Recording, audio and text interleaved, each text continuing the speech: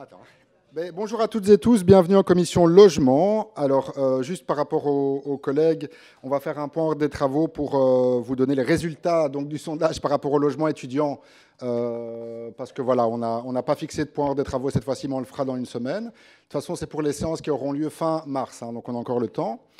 Alors, il y a pas mal de reports. Donc, Madame De Smet est malade, donc la demande d'explication sur laquelle on commençait le tombe. Ah non, je viens de dire exactement l'inverse. Oui, oui, c'est ça. Non, non, pardon. C'est dans une semaine. Oui. Donc on a, alors du jour, on a les reports des questions de Madame De Smet, il y en a deux, et de Madame Tchekalski. Et celle de Monsieur Lux sera lue par Madame Willem.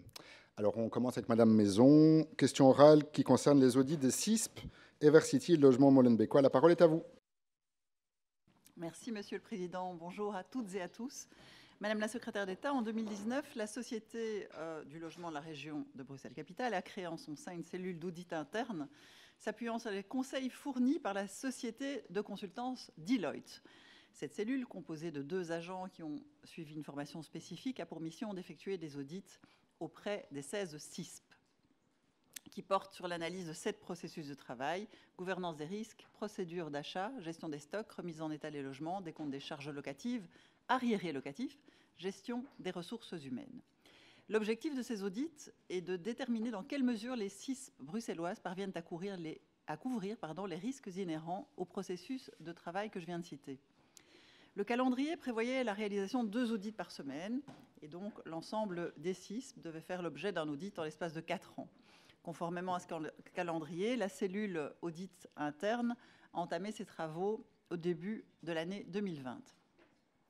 Elle a pu diligenter les audits auprès de 14 premières sociétés: Habitation Moderne, Géris, ABC, Foyer Anderlechtois, Comencia, Foyer Laquenois, HBM Saint-Josse, Foyer du Sud, le GEJA, le Foyer Scarbécois, Binôme, En bord de Soigne, le Logement bruxellois et le Logis Floréal. Alors, ces audits ont permis d'identifier un certain nombre de risques insuffisamment couverts par les CISP examinés. Et sur la base de ces constats, la cellule d'audit interne a émis des recommandations à l'intention des 14 CISP, recommandations que les directions des sociétés se sont engagées à mettre en œuvre dans les meilleurs délais. En principe, les auditeurs de la SLRB devaient achever leurs travaux au cours du second semestre de l'année 2023, en se penchant sur les 2 dernières CISP, Evercity et le logement Molenbeekois. À cet égard, il importe de rappeler que la SLRB a décidé de mettre en place cette cellule d'audit interne suite au scandale qui avait éclaboussé le logement Molenbeekois au début de l'année 2019, à la suite de la publication d'un rapport d'audit accablant rédigé par la société de consultance Ernst & Young, faisant état d'irrégularités et de nombreux manquements graves dans la gestion de la CISP. Alors, Madame la secrétaire d'État, voici mes questions. La cellule d'audit interne de la SLRB a-t-elle bien transmis au gouvernement les rapports finaux des audits menés auprès de Evercity et du logement Molenbeekois? Si oui, pourriez-vous nous présenter les résultats de ces 2 audits? Les auditeurs ont-ils identifié un ou plusieurs processus de travail présentant un niveau de risque élevé ou extrêmement élevé? Ont-ils relevé l'existence de problèmes graves ou mineurs dans la gestion de ces 2 CISP? Comment les dirigeants de ces 2 sociétés ont-ils réagi aux conclusions des rapports d'audit? En ont-ils contesté le bien fondé, en tout cas pour certaines des observations formulées? Pourriez-vous passer en revue les diverses recommandations que les auditeurs de la SLRB ont émises à l'intention des CISP, le logement Molenbeekois et Evercity, pour leur permettre de remédier aux éventuels manquements constatés, de réduire ainsi le niveau de risque afférent aux différents processus de travail analysés? Quelles initiatives les directions de ces 2 CISP ont-elles déjà prises en vue de concrétiser les recommandations formulées? Le tour des CISP étant désormais achevé, quels enseignements généraux le gouvernement bruxellois a-t-il pu tirer des audits organisationnels diligentés auprès de ces 16 sociétés? Quel est le degré de maturité du secteur du logement social? Les observations formulées par la cellule d'audit interne pourraient-elles conduire le gouvernement à adopter des mesures qui visent à optimaliser la gestion des CISP? Enfin, dernière question, quelles autres missions la cellule d'audit interne de la SLRB devra-t-elle réaliser dans le courant de l'année 2024? Nous sommes à l'écoute de vos réponses. La parole est à Madame Benamou. Merci, Monsieur le Président, Madame la députée. À ce jour, les rapports d'audit intermédiaires des deux sociétés sont en cours de finalisation et de relecture. Les réunions de clôture étaient planifiées le 15 janvier 2024 pour le logement molenbeekois et le 18 janvier 2024 pour Evercity. Au cours de la réunion de clôture, les différents éléments de rapport ont été passés en revue avec la CISP et explicités ou éclaircis si nécessaire. Le rapport intermédiaire sera ensuite complété avec la réaction du management de la CISP au constat de l'audit et les plans d'action visant à mettre les recommandations en œuvre pour constituer le rapport final. Ces rapports finaux devraient être soumis au conseil d'administration de la SLRB du mois de février 2024. Je ne peux donc pas encore répondre pour le moment au reste de vos questions concernant ces deux audits. Enfin, concernant les missions que la cellule d'audit interne de la SLRB devra réaliser dans le courant de l'année 2024, elles ne sont pas encore déterminées. Le plan d'audit qui s'est déroulé entre 2019 et 2023 a été basé sur un périmètre identique à toutes les CISP, c'est-à-dire que pour chaque CISP, ce sont aussi les mêmes processus qui ont été audités, afin de permettre d'avoir une image cohérente du secteur. Par contre, les missions d'audit de 2024 seront déterminées sur base des recommandations des précédents audits, ainsi que sur une analyse de risque préalable pour chaque CISP conformément à la procédure d'audit. Je vous remercie pour votre attention. Madame Maison, pour votre réplique.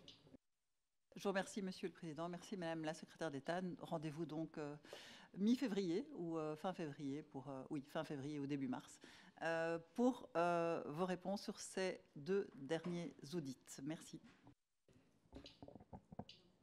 Alors, je pense qu'on va devoir sauter la prochaine question orale jointe, puisque les deux intervenants ne sont pas présents. Si M. Vandenborre est là, est prêt plutôt, on peut passer à sa question. Donc, ça concerne la démolition et reconstruction des tours Bekant à Molenbeek. U hebt het woord. Et entre-temps, je vais essayer de joindre les intervenants précédents. Ja, dank u, meneer de voorzitter.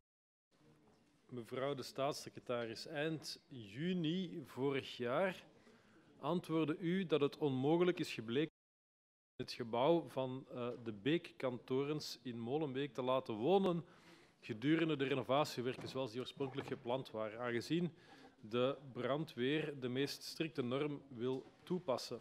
En u verklaarde dat dit eveneens gevolgen heeft voor de renovatiewerken en de kostprijs. De openbare vastgoedmaatschappij Molenbeekse Woningen, Logement Molenbeekois, zou in de eerste plaats op zoek gaan naar aangepaste woningen voor de getroffen gezinnen. U stelde toen ook dat de Brusselse gewestelijke huisvestingsmaatschappij heeft bevestigd dat er geen gekende stabiliteitsproblemen zijn. Niettemin hebben de huisvestingsmaatschappij en het bestuur van de openbare vastgoedmaatschappij beslist om de torens volledig af te breken en vervolgens herop te bouwen. Op basis van de resultaten van een haalbaarheidsstudie zou de gewestelijke huisvestingsmaatschappij het definitieve project goedkeuren. Daarbij is het volgens u de bedoeling om zoveel mogelijk sociale woningen van goede kwaliteit te bouwen, waarbij het precieze aantal zal ingeschat worden op basis van de studie. U antwoordde eveneens dat huurders afhankelijk van hun inkomen ook in aanmerking komen voor een financiële tegemoetkoming voor de eerste 3 maanden huur van uw nieuwe woning. U kon tenslotte nog geen precieze kostprijs meedelen, maar garandeerde wel dat de gewestelijke huisvestingsmaatschappij en Molenbeekse Woningen in ieder geval voldoende middelen zouden voorzien in het strategisch plan voor duurzame renovatie. Intussen zijn de resterende bewoners de onzekerheid omtrent dit project meer dan beu. De herhuisvesting laat op zich wachten en intussen moet men afrekenen met defecte liften, defecte verwarming en opstapelende vochtproblemen. De voorzitter van de vastgoedmaatschappij verklaarde hierover in de media dat het niet evident is om geschikte appartementen te vinden, onder andere door de strenge eisen in zaken het gelijkaardig comfort en de verplichte straal van 5 kilometer van de huidige woning. Mijn vragen zijn de volgende. Ten eerste, is de haalbaarheidsstudie intussen beschikbaar? Kan u duidelijk bevestigen dat er wordt geopteerd voor afbraak, heropbouw en dus niet voor renovatie? Hebt u zicht op het precieze aantal sociale woningen dat zou voorzien worden in het nieuwe project? Hoeveel bewoners hebben een financiële tegemoetkoming ontvangen voor de eerste 3 maanden huur voor hun nieuwe woning? Om welke bedragen gaat het? Is de precieze en totale kostprijs van dit project ondertussen gekend? Hoeveel middelen zijn hiervoor voorzien binnen of vanuit de gewestelijke huisvestingsmaatschappij en Molenbeekse woningen? En tot slot, wat is uw antwoord aan de resterende bewoners in de woontorens over de penibele omstandigheden in de gebouwen? Kan er niet afgeweken worden van de overdreven strenge voorwaarden voor herhuisvesting? En zo ja, hebt u dan eventueel wel andere woningen ter beschikking die bijvoorbeeld verder zijn dan die straal van 5 kilometer? Bedankt voor uw antwoorden.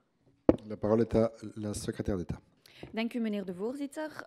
Meneer de volksvertegenwoordiger, wat de afbraak-heropbouw van de 2 torens betreft, kan ik u zeggen dat de BGAM bevestigt dat de torens worden afgebroken. Zoals ik eind juni in deze commissie heb ook meegedeeld in antwoord op 2 mondelinge vragen over hetzelfde ontwerp. Renovatie is immers niet langer een optie vanwege de huidige extreem strikte normen die de BDMH hanteert voor de renovatie van hoge gebouwen, de configuratie van de gebouwen die het onmogelijk zou maken te voldoen aan de bewoonbaarheidsnormen die worden opgelegd door de GSV in combinatie met de eisen van de brandweer, de torenhoge kosten die deze beperkingen met zich mee zouden brengen.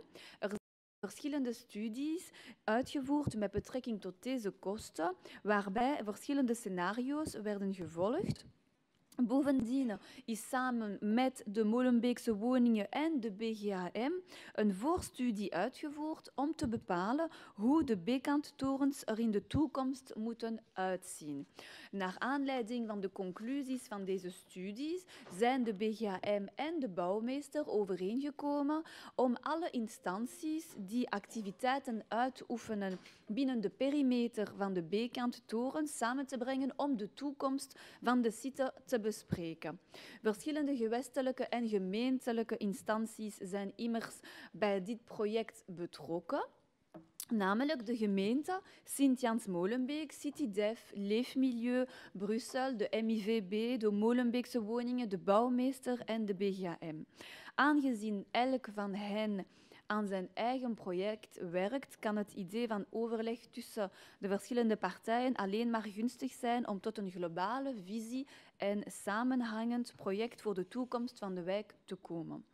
Deze dynamiek is overigens net in gang gezet bij de start van 2024. We bevinden ons dus nog niet in de fase van de haalbaarheidsstudie. In deze fase is het dus nog onmogelijk om het exact aantal sociale woningen dat zal worden gebouwd te kennen. Enerzijds moet het richtsschema, namelijk het ruimtelijke potentieel van de site, blootleggen. Anderzijds zal voor het project een stedenbouwkundige vergunningsaanvraag moeten worden ingediend, waarbij, zoals u weet, het aantal voorgestelde woningen ongetwijfeld zal worden herzien eenmaal het openbaar onderzoek en de overlegcommissie hebben plaatsgevonden. Wat betreft uw vraag over een mogelijke financiële tegemoetkoming voor de bewoners van de torens, kan ik u zeggen dat 30 gezinnen tot nu toe in het kader van het herhuisvestingsplan voor de 2 B-kanttorens een financiële tegemoetkoming hebben ontvangen. Zij voldeden aan de voorwaarden die in het besluit van 2696 zijn vastgelegd. Het gaat om een totaal toegekend bedrag van €24.329,19. Vanwege de eerder vermelde redenen is de kostprijs van het project nog niet gekend. In deze fase is echter een bedrag van €1.100.000 voorbehouden om de kosten met betrekking tot de studies en de beschermings- en onderhoudswerken aan de 2 torens te dekken. Zodra de studies verder gevorderd zijn en de concrete uitvoering van het project van start gaat, zal de kostprijs worden opgenomen in de investeringsstrategie van de OVM, zodat gewestelijke steun kan worden voorzien. Wat betreft uw laatste vraag over de huurders die nog in de torens wonen, kan ik u melden dat er nog steeds onderhoudswerken worden uitgevoerd, zodat deze personen in de best mogelijke omstandigheden in de woningen kunnen wonen. De OVM heeft ons bovendien ook laten weten dat de liften aan de normen voldoen en dat de bedieningskast is gemoderniseerd. Er zijn ook werkzaamheden gepland om de problemen van de waterinfiltratie in de gevels te verhelpen. Dit zou ervoor moeten zorgen dat er geen vocht meer aanwezig is in de woningen. In specifieke gevallen van overlast, die voornamelijk worden veroorzaakt door het vertrek van overgeplaatste huurders, onderneemt de OVM tot slot zo snel mogelijke actie. De maatschappij moet bovendien ook afrekenen met problemen in verband met de aanwezigheid van krakers op de bovenste verdiepingen die geleidelijk leeg komen te staan. En tot slot, zoals ik heb het uitgelegd, ook in antwoord op uw vraag tijdens deze commissievergadering, dat was op 5 oktober, bepaalt de regelgeving niet dat een verhuis uitsluitend mogelijk is binnen dezelfde gemeente of binnen een straal van 5 kilometer. De regelgeving bepaalt dat de huurder een verhuis mag weigeren als deze niet plaatsvindt binnen dezelfde gemeente of in een straal van 5 kilometer. Deze regel beschermt de huurder. Bedankt voor uw aandacht. Meneer Van den Borg, voor uw repliek. Ja, dank u, mevrouw de staatssecretaris. Misschien voor mijn repliek. Hoeveel gezinnen wonen er vandaag nog in die torens? Kan u aangeven? Ik heb Hoeveel die cijfers niet appartementen? van. Ik had vragen, maar ik heb ze niet in mijn antwoorden. Ik zal het vragen en ik zal het u doorgeven. Dank u. Ja, en ook de timing natuurlijk van het hele project. Ik begrijp dus dat het nog altijd eigenlijk in een voorstudiefase zich bevindt. Maar dat wil zeggen dat we... Ik doe een wilde gok, maar dat we in het beste geval pas over 3-4 jaar gaan beginnen bouwen. Hè.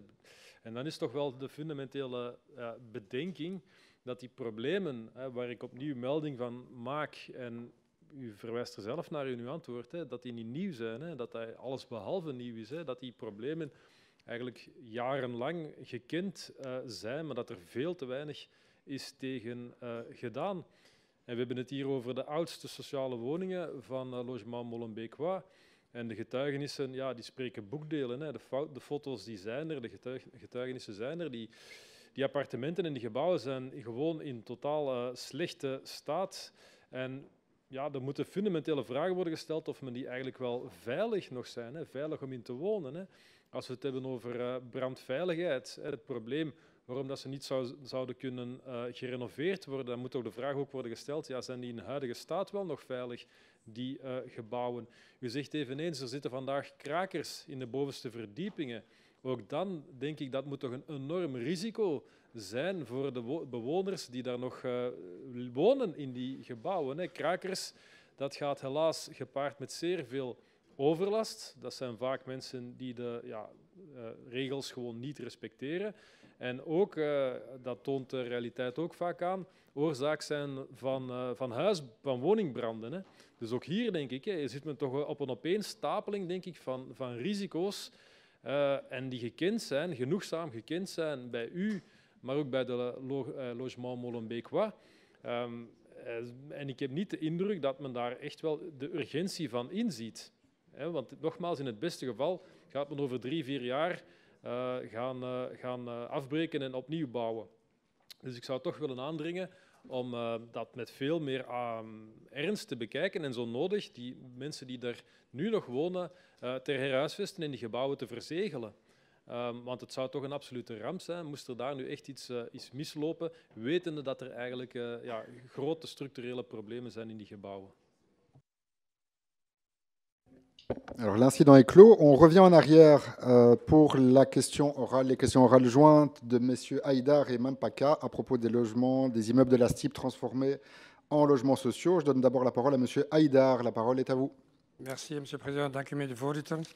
Ce sera ma première question en tant que nouvelle fraction et donc ça me fait plaisir, une matière que j'apprécie tout particulièrement. Bravo. Ben oui. Félicitations. Il fallait quand même s'organiser un petit peu après un mois de chaos et trouver les bureaux, s'installer, engager le personnel. C'est toujours pas évident. Je vous remercie de m'avoir téléphoné et de m'avoir prévenu qu'il y avait quand même la commission parce qu'elle n'était pas dans mon agenda. Donc... Tu sais ce que c'est maintenant. Mais c'est en ordre. Meneer de voorzitter, recent beslist de IMVB, mevrouw de minister, recent beslist de IMVB om in samenwerking aan te gaan met de Renova Assistance en het sociale verhuurkantoor Logement pour tous, om 3 van hun gebouwen om te vormen tot betaalbaar sociale woningen. De 3 woningen bevinden zich in Voorst, Etterbeek en Schaarbeek en zijn bedoeld voor mensen die op zoek zijn naar betaalbaar huurwoning.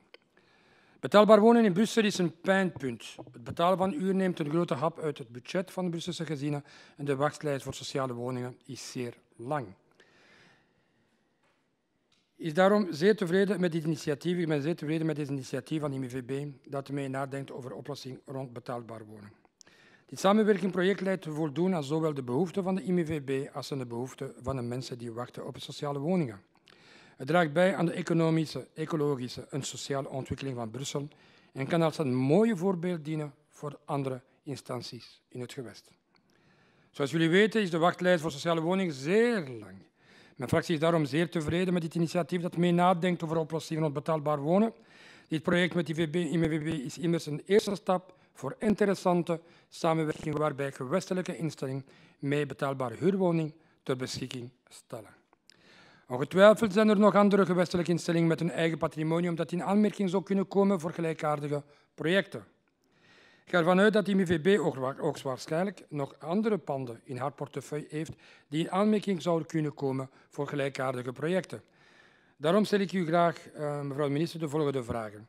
Welke rol hebben minister Van den Brand en staatssecretaris Benamou respectievelijk gespeeld bij de totstandkoming van dit project en welke stappen hebben u in het kabinet genomen om dit initiatief te ondersteunen? Welk budget hebben uw administratie beschikbaar gesteld voor de uitvoering van dit project en hoe is dit budget verdeeld? Is staatssecretaris Benamou van plan om soortgelijke samenwerking aan te moedigen met andere Brusselse instellingen om leegstaande gebouw om te zetten in sociale woning? En u weet het wel, we praten tussen 15.000 en 20.000 leegstand in Brussel. Kunnen jullie ons vertellen hoeveel gebouwen in de toekomst in aanmerking kunnen komen voor de vergelijkbare projecten en welke criteria zullen worden gebruikt bij de selectie van deze gebouwen? Dit initiatief van de IMVB is veelbelovend in de aanpak van de uitvestingsproblematiek en de heractivering van leegstandige panden. We hopen daarom ook dat een succesvol model dat ook zal worden uitgebreid en de betaalbaar wonen voor elke Brusselaar een realiteit wordt. Ik dank u, meneer de voorzitter. Je donne maintenant la parole à M. Mampaka qui avait posé une question similaire. La parole est à vous, M. Mampaka. Monsieur le Président, merci. Je suis content d'entendre mon collègue indépendant, Fouad Haïdar, sur un sujet qui nous passionne, oui, Martin Casier. La STIB devient un opérateur immobilier dans cette région. Donc, quand tu seras peut-être ministre, c'est des choses à revoir. Madame la ministre, nous avons appris, comme beaucoup d'autres, par voie de presse, que la STIB, donc, c'était le 13 octobre où l'actualité est passée depuis, donc, sur 3 propriétés qui lui appartiennent, donc, était en train de transformer certains de ses accès dans des logements sociaux. Donc, selon l'article de presse, ces bâtiments sont situés dans la commune des Forêts, d'Etterbeek, de Schaarbeek, que je n'ai pas bien écouté le début de question de mon collègue, je ne sais pas de quel bâtiment lui parlait, et qu'ils abriteraient donc des sous-stations électriques. Donc, ces sous-stations électriques sont utilisées par la STIB afin d'assurer l'exploitation du réseau. Encore heureux, n'est-ce pas? Toutefois, les parties avant, en tout cas, de ces bâtiments qui sont inutilisables par la STIB pour ces activités peuvent être exploités en logements sociaux. Donc, selon le même article, Madame la ministre, l'Association bruxelloise de Renova Assistance serait chargée donc de la rénovation de 3 habitations qui seraient donc ensuite louées à des personnes en attente d'un logement social par l'AJS Logement pour tous. Donc, tout ça, madame, on parle d'une vingtaine de personnes qui peuvent être logées. Et alors, ça crée pas une confusion, mais peut-être qu'à moins que je n'ai pas très bien compris, c'est qui peut être normal avec la situation un peu partout dans le monde. Il y a des moments où on ne saisit pas certaines infos. Ça m'amène à vous poser quelques petites questions. Comment s'effectuer ce choix? Et comme M. Haïdar, je rejoins les mêmes questions. Et le bureau qui les a jointes a bien fait. On se pose la question. La STIB a un patrimoine conséquent, Madame la ministre. On connaît votre dynamisme, tout ce que vous faites pour essayer à la fois de répondre à la crise du logement. Mais y a-t-il eu un appel à projet? Par qui a-t-il été lancé? Donc il y a un flou un peu sur cette opération pour lequel j'aimerais bien que vous puissiez nous en dire davantage. Quel est le coût total de cette affaire? Tu vois, voyez-vous, pardonnez-moi, madame, je vous ai tutoyé. Donc voilà. Donc, quand on sait que la STIB a un patrimoine conséquent, des terrains, des footballs, Martin Casier, des clubs de sport et maintenant des logements, un jour, il va falloir que tout ça soit quand même géré par une personne, une entité bien identifiée, avec dans une cohérence et une logique quand même qui puisse répondre à la crise du logement. Voilà, Madame la Ministre, et merci, Monsieur le Président, pour les petites digressions. Et bon, voilà. Ne vous inquiétez pas. Heureusement que M. Casier n'invoque pas souvent le fait personnel. La parole est à Madame Benamou. Merci, Monsieur le Président, Messieurs les députés.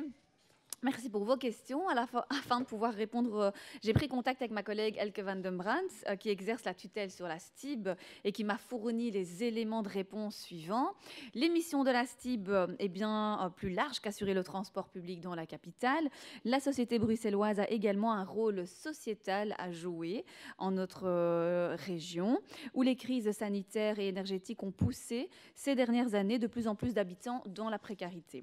De MIVB, die eigenaar is van 3 gebouwen in Vorst, Etterbeek en Schaarbeek, waarin elektrische onderstations zijn ondergebracht, heeft besloten deze panden ter beschikking te stellen van mensen die op zoek zijn naar een betaalbare woning. Deze panden hebben een woning aan de voorkant, aan de achterkant van het gebouw bevindt zich de uitrusting van het onderstation. De MIVB heeft een overeenkomst gesloten met Renov Assistance en het SVK Ieder zijn woning om het woongedeelte van de 3 panden te renoveren en te verhuren aan mensen die op een sociale woning wachten. L'entièreté des coûts de réparation de ces 3 logements est à charge de l'amphithéâtre, à savoir Renov Assistance. La STIB a respecté ses obligations de transparence et mise en concurrence dans le choix de ses partenaires. Ainsi, Monsieur Mampaka, toutes les AIS de la région ont été consultées. La majorité, eh bien, elle a décliné, vu l'importance aussi des travaux à réaliser. D'autres ont décliné parce qu'elles n'étaient pas actives sur la ou alors la commune concernée. Les critères d'attribution étaient les suivants: la durée de l'amphithéose souhaitée, le montant de la redevance annuelle et le nombre de lots souhaités, donc 1 à 3 maisons.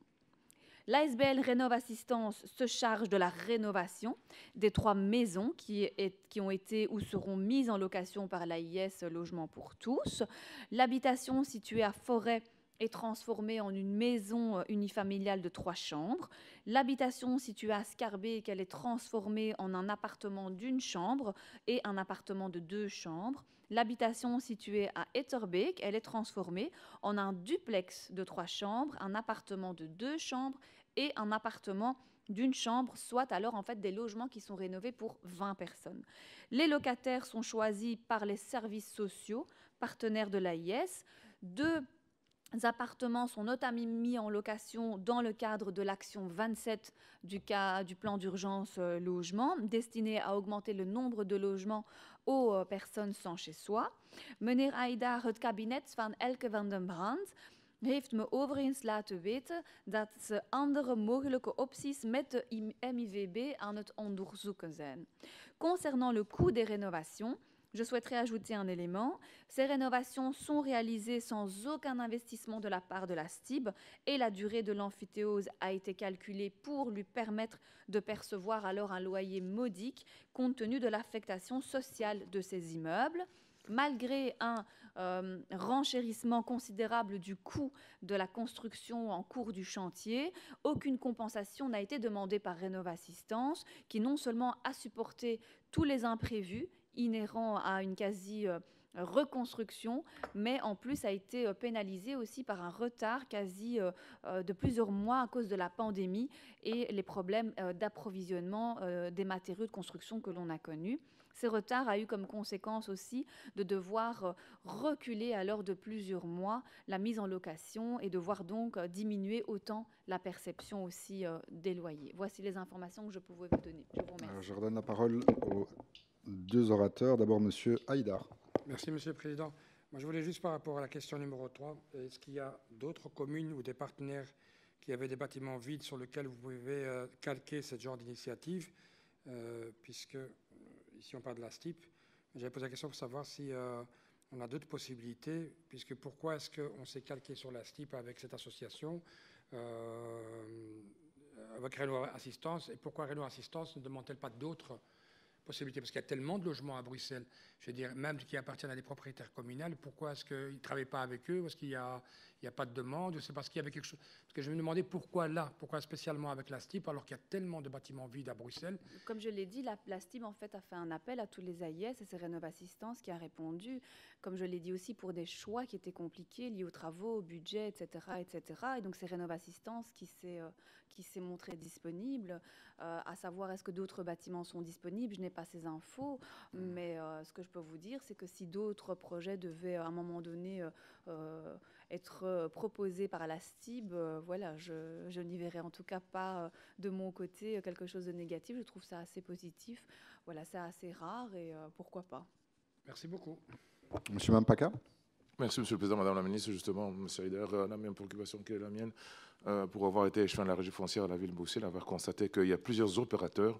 Nous, je suis encore dans cette commission, je pense qu'il y en a d'autres, Heider certainement et Aurélie, ont vécu cette opération de fusion de CISP.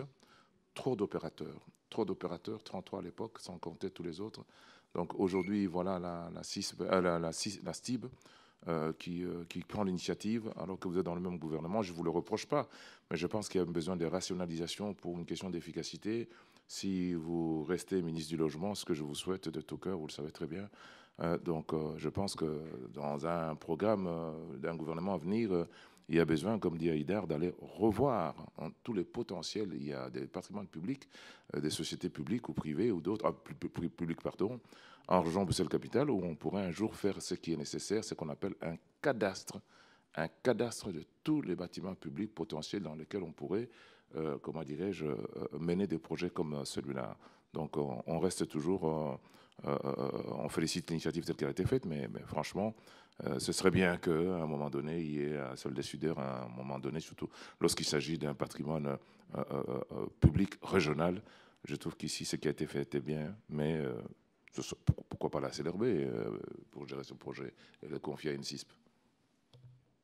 Alors on en sera peut-être plus avec les prochaines questions orales. Il y a de nouveau une question orale jointe qui concerne les logements inoccupés en 2023. D'abord, c'est M. Thémis qui a la parole, puis ce sera Mme Maison. La parole est à vous, M. Thémis. Merci, Monsieur le Président. Madame la Secrétaire, à Bruxelles, d'après une étude commanditée, on compterait en... On dit parfois secrétaire, parfois la ministre. Moi, ça ne me dérange pas. Écoute. C'est mieux, ministre. Ça me dérange. Nous, on appelle ministre. Allez-y. Madame la Secrétaire d'État. Allez-y, Thémis. À Bruxelles, d'après une étude commanditée, on compterait en 2021 entre 17 et 26 400 logements présumés inoccupés, soit entre 3,5 et 5% du parc de logements. En outre, la notion de période de vacances d'un bien immeuble s'oppose à la notion de vide frictionnel du même bien. En effet, ce vide locatif est souvent provoqué par la transition et le délai nécessaire pour trouver un locataire. Toujours d'après l'étude du CBCS, d'une manière générale, il est admis qu'un taux de vacances raisonnable se situe autour de 6 à 7% du parc total des logements, ce permettant à la fois la fluidité des parcours résidentiels et l'entretien du parc de logements. Des chiffres bien au-dessus du taux raisonnable de logements vides, situé entre 6 et 7%. D'ailleurs, la ville de Lille a aussi cru bon de prendre des mesures pour contrarier cette politique du vide. Aujourd'hui, les logements habitables qui valent le coup sont de toute façon remis sur le marché, d'après leur étude. Entre 2005 et 2010, le nombre de logements vacants avait été divisé par 2 à Lille, sans aucune intervention publique. Il existe en revanche une loi imparable pour diminuer la vacance des logements, du moins jusqu'à un certain point, la loi du marché. Quand les prix des loyers augmentent, de nombreux propriétaires trouvent soudain un intérêt à remettre leurs logements vacants sur le marché. Madame la Secrétaire d'État, j'ai toute une série de questions. Quel est le statut du cadastre des logements présumés inoccupés aujourd'hui? Est-il en diminution malgré vos efforts afin d'éviter cette politique du vide? Quelle est pour vous la marge nécessaire d'un taux de vacances raisonnable? Est-ce que d'autres affaires judiciaires sont en cours à l'instar du procès gagné par le gouvernement bruxellois face aux propriétaires de logements inoccupés, Stella Hanescens. Les délais de délivrance de permis d'urbanisme sont parfois trop longs, ce qui pose problème dans le cadre de l'inoccupation inopinée d'un logement de la part d'un propriétaire. Des solutions sont-elles envisagées dans le cas d'une délivrance de permis d'urbanisme au-delà de la période de l'attente d'inoccupation de 12 mois reprise par le Code bruxellois de logement? Et enfin, le recours suspensif contre la décision d'imposer l'amende administrative de 30 jours peut être conduit une fois au regard du fait qu'un propriétaire peut ne pas habiter l'adresse du bien en question. Merci Madame la secrétaire d'État des réponses apportées. Alors maintenant, c'est au tour de Madame Maison qui a une question sur un même thème. Merci, Monsieur le Président. Madame la secrétaire d'État, l'action 12 du PUL prévoit qu'il incombe désormais à Bruxelles Logement d'établir chaque année un inventaire régional des logements inoccupés. Pour doter l'administration d'un outil fiable, vous avez chargé des chercheurs de l'ULB et de la VUB de réaliser une étude pluriannuelle dont le principal objectif était de concevoir une méthode performante de détection des indices de vacances immobilières. Ces chercheurs ont croisé plusieurs bases de données fournissant des informations utiles à propos du parc résidentiel immobilier bruxellois. Cadastre, registre national, Banque Carrefour des entreprises, les données de Vivaquois aussi relatives à la consommation d'eau et les données des communes qui ont trait à la taxe sur les secondes résidences. Les chercheurs ont ainsi pu élaborer un modèle statistique qui a permis d'identifier les variables qui constituent les meilleurs prédicteurs du risque d'inoccupation, à savoir l'absence structurelle de domiciliation à une adresse et une faible consommation d'eau. Les auteurs de l'étude ont ensuite conçu ce modèle en le testant sur un échantillon d'entraînement qui est composé de quelques centaines d'habitations dont Bruxelles Logement avait pu démontrer qu'elles étaient réellement inoccupées. Les chercheurs ont ensuite procédé à des extrapolations en appliquant leur modèle statistique à l'ensemble du parc immobilier résidentiel bruxellois pour pouvoir estimer le nombre de bâtiments présumés vides qui sont sur le territoire de notre région. Alors en 2021, on en dénombrait entre 7 800 et 10 400 des immeubles présumés inoccupés en région bruxelloise, qui habiteraient donc entre 17 200 et 26 400 unités de logement. D'après les chercheurs, quelques 3 084 immeubles présumés vides pouvaient être considérés comme prioritaires au motif que personne n'y était domicilié et que la consommation d'eau y avait été nulle ou anormalement faible durant les 4 dernières années. Pouvant s'appuyer depuis décembre 2021 sur cette base de données, les agents du service régional des logements inoccupés effectuent actuellement des enquêtes de terrain pour vérifier si cette présomption d'inoccupation est avérée sur le terrain.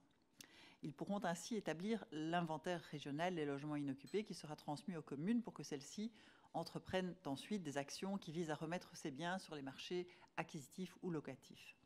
En parallèle, les enquêteurs de Bruxelles Logement ont visité en 2022 un échantillon de 5000 adresses sélectionnées de façon aléatoire pour mettre un plus grand échantillon d'entraînement à la disposition des chercheurs.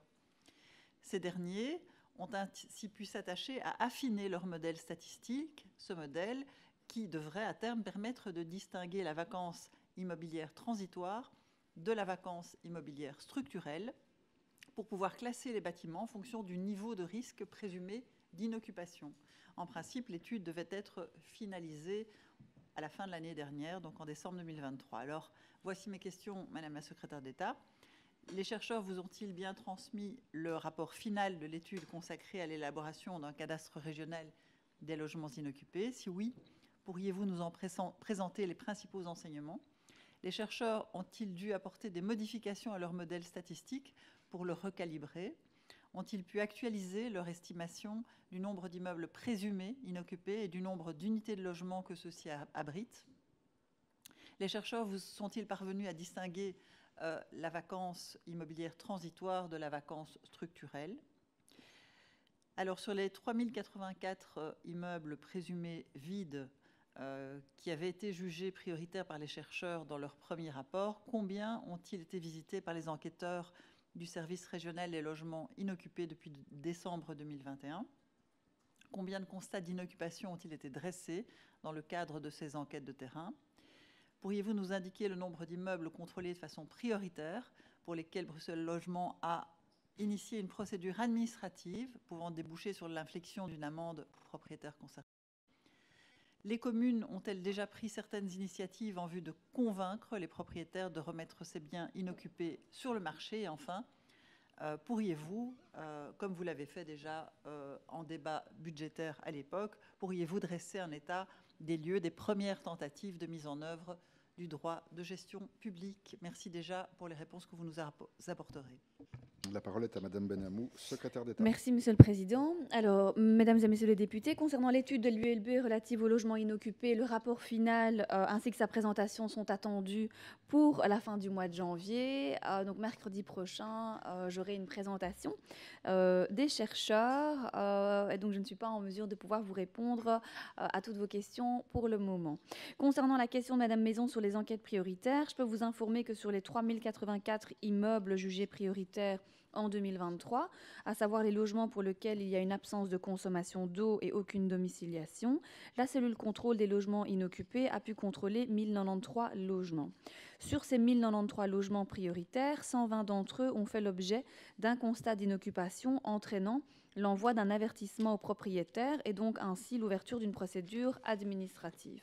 De manière plus globale, au total en 2023, la cellule contrôle a réalisé 3796 enquêtes, toutes sources confondues, concernant 3095 logements. Un même logement peut effectivement faire l'objet de plusieurs enquêtes. Au total, en 2023, 708 avertissements ont été adressés à des propriétaires de logements présumés en infraction. Concernant les initiatives prises par les communes en vue de convaincre les propriétaires de remettre leurs logements vides sur le marché, sachez, Madame Maison, que les communes qui ont engagé des référents logements ont entamé des démarches à l'égard des propriétaires des logements repris dans l'inventaire des logements inoccupés qui est mis à leur disposition par le service régional des communes. On a déjà eu l'occasion d'en parler ensemble. Donc certaines communes ont écrit aux propriétaires, d'autres sont en train d'analyser les données et d'autres encore ont par ailleurs initié des procédures de prise en gestion publique. Suite à ces démarches, toutes les communes ont déjà eu une, voire plusieurs réunions sur le droit de gestion publique avec mon administration Bruxelles Logement. Ensemble, ils passent en revue les logements présumés inoccupés et réfléchissent à comment mettre en œuvre concrètement ce droit de gestion publique. L'administration est un soutien précieux et constant pour les communes afin de les aider à mettre en place ce dispositif. Concernant les chiffres précis de mise en œuvre du DGP, je peux vous communiquer que depuis mars 23, 24 adresses ont fait l'objet d'au moins une demande de visite. Pour ces 24 adresses, 13 visites ont effectivement pu être menées et 3 visites annulées suite à la réaction du propriétaire avant la tentative de visite, et il y a 4 visites qui sont reprogrammées en janvier. Des nouvelles visites sont en cours de planification. La poursuite de la procédure est pour l'instant envisagée pour 4 de ces adresses, dont l'une a fait l'objet de l'envoi d'une proposition de prise en gestion par le CPAS de Saint-Gilles. Il s'agit de 7 logements, comme je l'ai aussi notamment mentionné la dernière fois en commission. Concernant la question de M. Thémise relative à d'autres affaires judiciaires qui pourraient opposer la région et un propriétaire d'un logement vide, je peux vous confirmer qu'une deuxième ordonnance du juge du tribunal de première instance a été délivrée le 22 décembre 2023, ordonnant un propriétaire d'un appartement à Forêt de faire réoccuper son bien dans un délai de 2 mois à dater de la signification du jugement. À défaut, il devra donc payer des astreintes de 100 € par jour de retard avec un plafond qui est fixé à 50 000 €. En outre, 2 autres actions sont en cours et pourraient aboutir au dépôt d'une requête auprès du tribunal dans les prochaines semaines. Concernant votre question relative aux délivrances des permis, l'amende administrative en cas de logement inoccupé n'est infligée que si le propriétaire ne justifie pas de l'inoccupation de son bien, pour des raisons légitimes, par un cas de force majeure ou par la programmation ou la réalisation de travaux. En cas de programmation de travaux, le propriétaire doit alors fournir la preuve qu'il a entrepris des démarches de manière effective, continue et diligente en vue de réaliser des travaux et de mettre fin à l'inoccupation. En outre, il doit démontrer que la programmation des travaux rendait alors impossible toute occupation du bien. Dans le cas de démarches visant l'obtention d'un permis d'urbanisme, l'administration appréciera alors si le propriétaire a entrepris toutes les démarches utiles en vue de son obtention durant la période visée par la procédure administrative. Et enfin, concernant les recours suspensifs, ceux introduits auprès du fonctionnaire délégué du gouvernement en cas de sanction administrative pour l'inoccupation d'un logement ne pouvant être reconduit. En effet, soit le recours confirme la sanction, soit il l'annule. Dans tous les cas, un contrôle annuel est opéré par l'administration qui peut conduire à l'ouverture d'une nouvelle procédure administrative, amenant alors soit une amende, soit une fin de la procédure pour l'année concernée. Et en cas de nouvelle amende, le propriétaire peut introduire un nouveau recours auprès du fonctionnaire délégué. Je vous remercie. Je redonne la parole à M. Thémis d'abord. Merci, Monsieur le Président. Merci, Madame la secrétaire d'État, pour les réponses apportées précises et claires.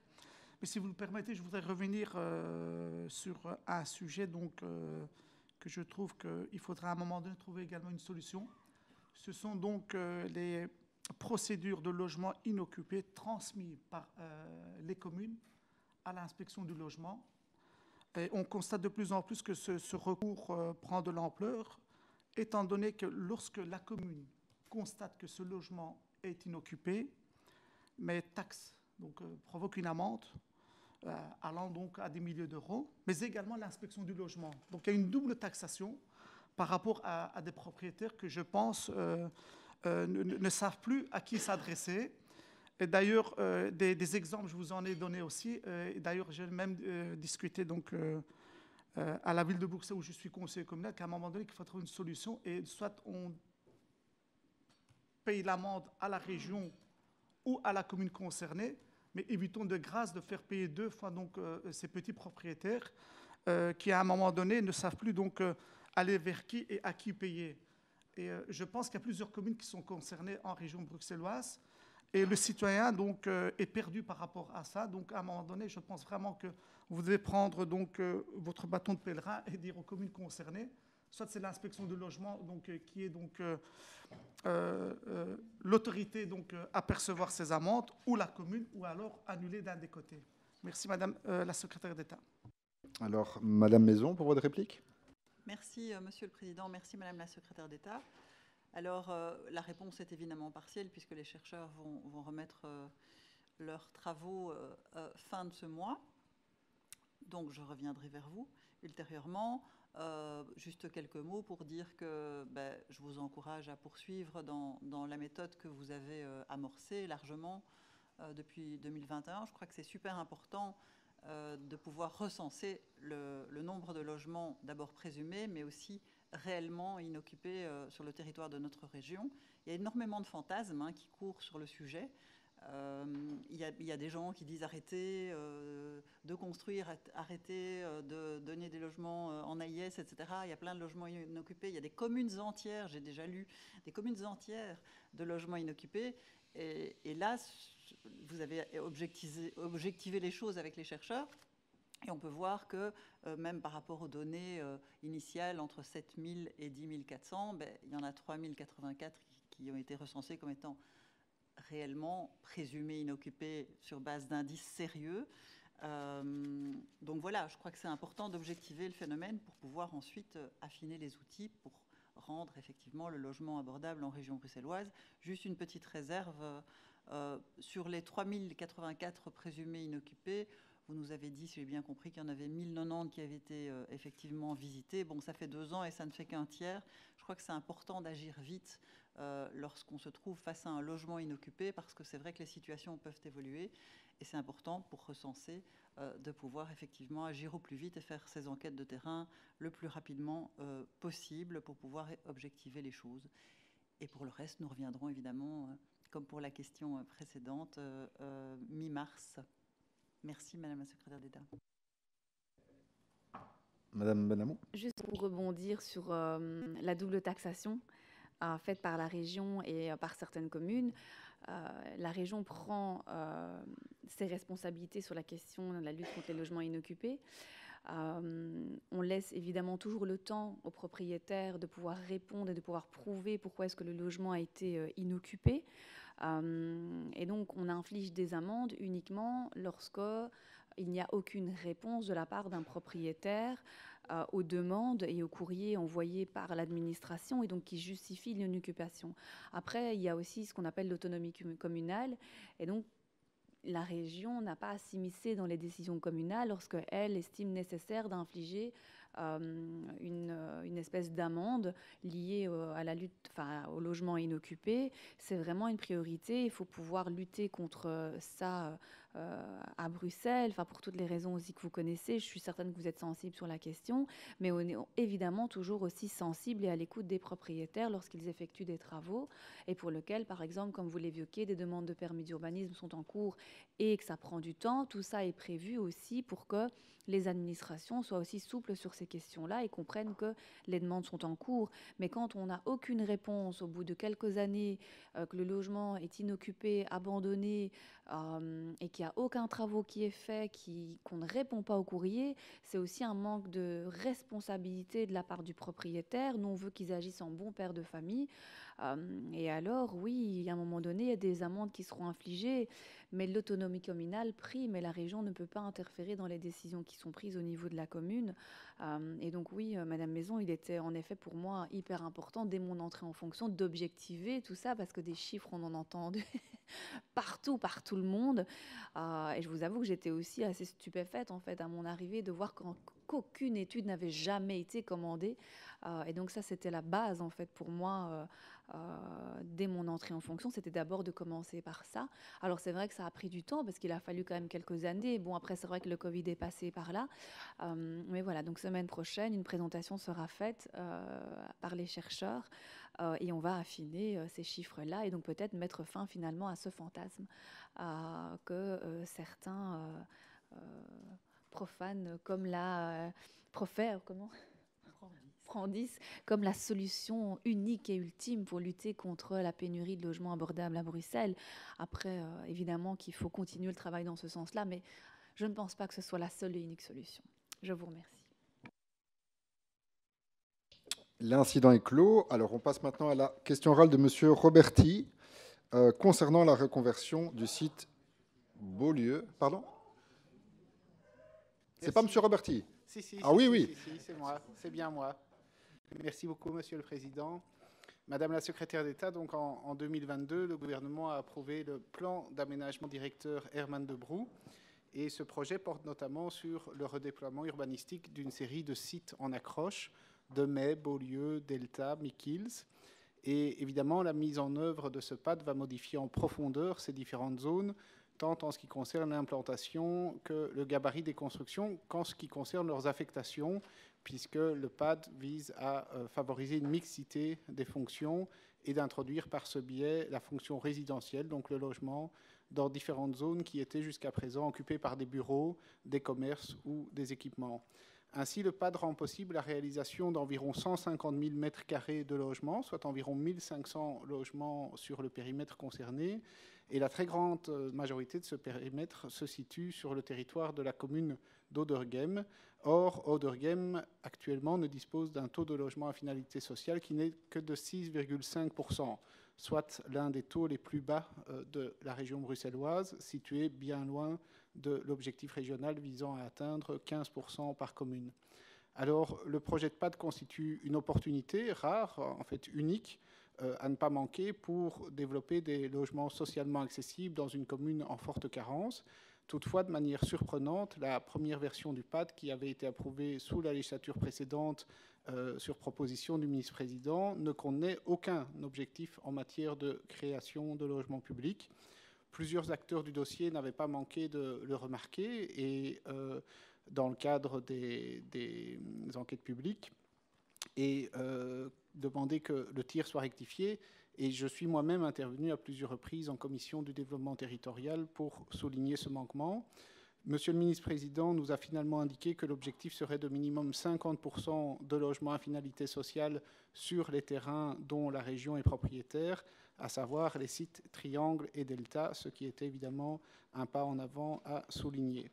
Pour ce qui concerne les sites dont la région n'est pas propriétaire, les réponses ont jusqu'ici été plus évasives. La question étant de savoir comment la région compte activer les leviers liés au plan d'urgence pour le logement public, tels que, par exemple, les charges d'urbanisme. L'enjeu pour Ouderghem est assez clair. Si le taux de logement socialement accessible sur le périmètre du PAD Herman de Brou est trop faible, en fait, cela va contribuer à dégrader la note d'Ouderghem en la matière. Et ça voudrait dire que la mise en œuvre d'un plan élaboré par le gouvernement aurait comme conséquence d'éloigner cette commune encore un peu plus de l'objectif des 15%, ce qui serait évidemment un non-sens. Nous sommes confrontés à un premier cas concret avec le site Beaulieu, puisque la presse nous apprenait en décembre dernier que les anciens bureaux de la Commission européenne, situés sur le site Beaulieu à Ouderghem, allaient être rénovés dans le cadre d'un projet mixte comprenant du bureau, des logements et des services. Et il s'agit d'un très vaste complexe de près de 40 000 mètres carrés. L'enjeu est donc évidemment de taille. Et dans ce contexte, je souhaitais vous poser les questions suivantes. Eh bien, qu'est-ce qui est mis en œuvre par la région pour s'assurer qu'une partie des logements qui seront créés sur le site Beaulieu soit socialement accessible? La région se montre-t-elle proactive en menant des démarches pour saisir les opportunités présentées par le PAD pour le développement de logements à finalité sociale dans le périmètre? Quels sont les leviers du plan d'urgence pour le logement social qui seront activés dans le cadre de ce dossier? Et la région prend-elle des dispositions visant, par exemple, à encourager les demandeurs à bénéficier de la fast lane? Voilà, je vous remercie pour vos réponses. La parole est à Madame Benamou. Merci, Monsieur le Président. Alors, ces questions, Monsieur le député, relèvent principalement de la compétence du ministre-président, mon collègue Rudy Vervoort, qui m'a communiqué les éléments suivants. L'ambition de ce projet, à savoir le développement de mixité sociale et la volonté de reconnecter les quartiers pour créer une vie urbaine dans les espaces publics nouvellement créés et développés dans la partie 1B3 urbanisation, compléter la ville et ou corriger les rives du volet stratégique du PAD, Herman de Brou, elle se traduit par différents objectifs au sein du PAD. Un des objectifs est effectivement de produire minimum 50% de logements à finalité sociale parmi les logements créés pour les terrains dont la région est propriétaire, conformément à la DPR de 2019-2024. Dans le cas de Beaulieu, le PAD ne prévoit pas de pourcentage de logements accessibles, mais cette question sera réabordée lors des réunions de ce projet et de l'analyse du permis d'urbanisme. Concernant le quartier Jules Cox, celui-ci entend compléter la ville par la création d'un nouveau quartier mixte qui permet des connexions urbaines et qualitatives, là où l'espace est aujourd'hui occupé par un large parking à ciel ouvert. Il répond aux objectifs régionaux inscrits notamment dans la DPR, à savoir la construction de logements accessibles et adaptés répondant à l'objectif de mixité sociale. Dans tous les cas, sachez que le gouvernement bruxellois saisit effectivement les opportunités du PAD pour développer des logements à finalité sociale. Le secteur est constamment informé et concerté. Concernant les leviers activés du PUL, ils peuvent être de plusieurs ordres, via l'action 2, à savoir la stratégie d'acquisition qui permet alors à la SLRB de pouvoir acquérir des logements proposés dans le cadre du PHP. Il y a l'action 16, à savoir la réforme des charges d'urbanisme qui est en cours et qui permettra de convertir ces charges directement en logements à finalité sociale aussi à certaines conditions. Et enfin, l'action 15, soit ce qu'on appelle communément la fast lane, qui permet aux promoteurs et constructeurs de bénéficier d'une procédure accélérée de délivrance des permis d'urbanisme si le projet prévoit au minimum 25% de logements publics, mais ça ne vaut pas pour les permis mixtes, ce n'est que pour les permis uniques. Soyez assurés que l'ensemble du secteur a été sensibilisé à ce mécanisme depuis son entrée en vigueur, c'est-à-dire en janvier 2021. Je vous remercie. Je redonne la parole à M. Roberti pour sa réplique. Oui, je voudrais remercier Madame la secrétaire d'État pour ses réponses. Bon, pour la petite histoire, lorsque j'ai interrogé la première fois le ministre-président sur cette question, il m'a renvoyé vers vous. Puis j'entends que vous l'avez sollicité pour avoir des éléments de réponse, mais bon, soit, c'est pas tant qu'on a des réponses.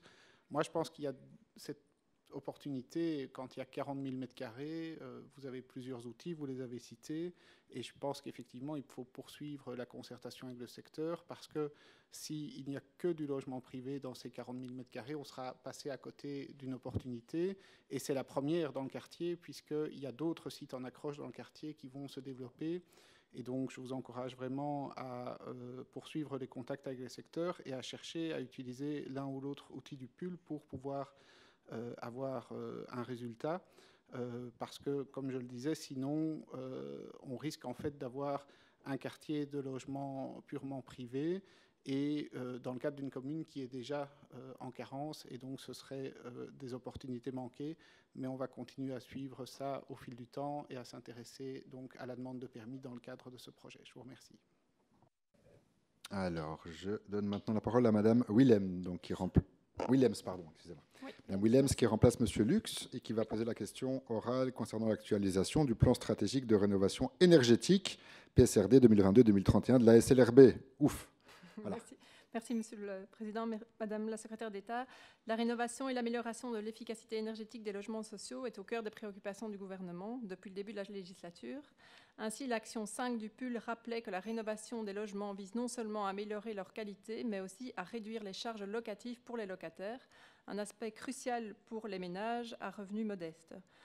Dans ce contexte, un plan stratégique de rénovation durable a été établi sur base des besoins décennaux des 16 CISP. Et aujourd'hui, il semblerait qu'un processus d'actualisation de ce plan stratégique est en cours, afin de pouvoir prendre en compte les dernières évolutions de la situation. Nos questions donc sont les suivantes à ce sujet. Confirmez-vous qu'une actualisation du plan est bien en cours? Et si oui, pouvez-vous nous en dire un peu plus, notamment en matière de planning? Comment les besoins des CISP ont-ils évolué depuis l'approbation de la dernière version du plan PSDR? Et suite au dernier conclave budgétaire, y a-t-il eu des décisions récentes de la part du gouvernement qui pourraient impacter directement le financement et la progression des projets de rénovation des logements sociaux, notamment en matière de subventions, de prêts à long terme ou d'ouverture de la possibilité de recourir au marché de crédit? Pourrez-vous détailler la méthode de concertation employée entre la SLRB et les CISP pour l'élaboration et la mise à jour du plan, notamment en ce qui concerne la co-construction et la prise en compte des retours des CISP? Pouvez-vous ensuite nous fournir des données chiffrées actualisées pour les projets de rénovation, à la fois globales et par CISP? Et enfin, les types de projets prévus et à financer et nous dire si ces projets sont à ce jour sans source de financement possible. Merci beaucoup pour votre retour. La parole est à Madame la Secrétaire d'État Benamou.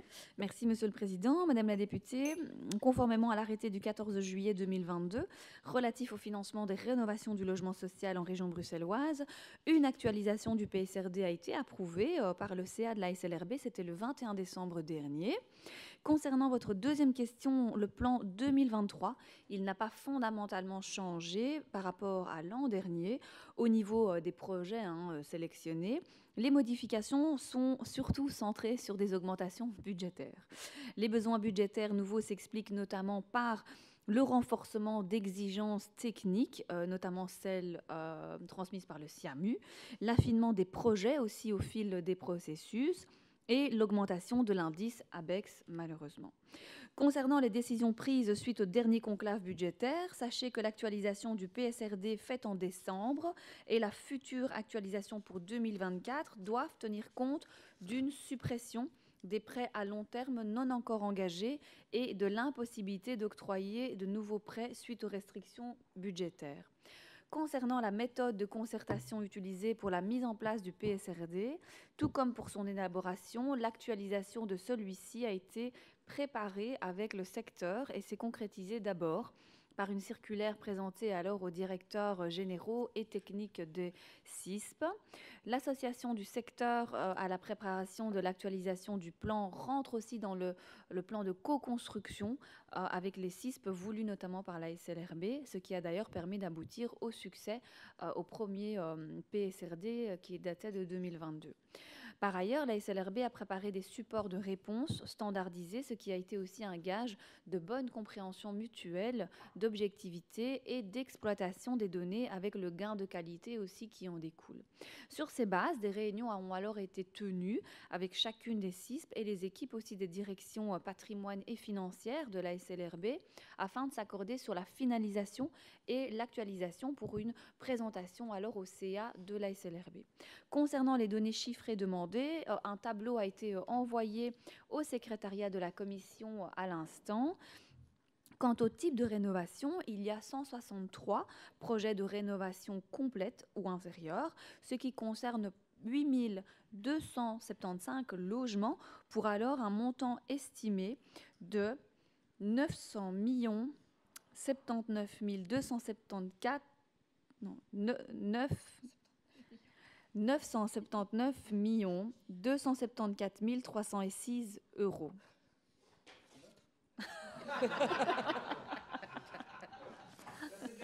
Ouais.